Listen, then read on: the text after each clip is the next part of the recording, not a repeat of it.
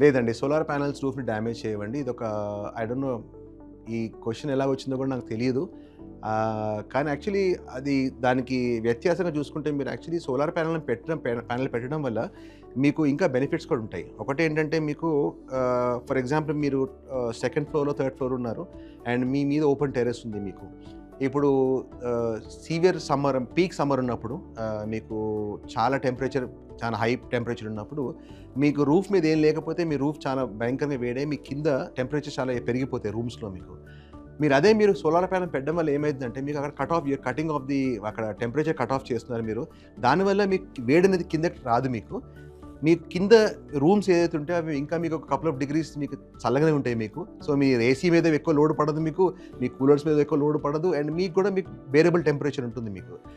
అదే కాకుండా మీరిప్పుడు కొంచెం క్రియేటివ్‌గా ఆలోచించి దాన్ని మీరు ఆ స్ట్రక్చర్‌ని మీరు ఒక పర్గోలా స్ట్రక్చర్ లాగా యేసుకొని, ఒక ఫ్లాట్ స్ట్రక్చర్ లాగా యేసుకొని మీకు కొద్దిగా ఖర్చు అయితుండొచ్చు. కానీ దాన్ని ఒక యూజబుల్ స్పేస్‌గా ఆ ప్లేస్ మీరు వాడుకోవచ్చు.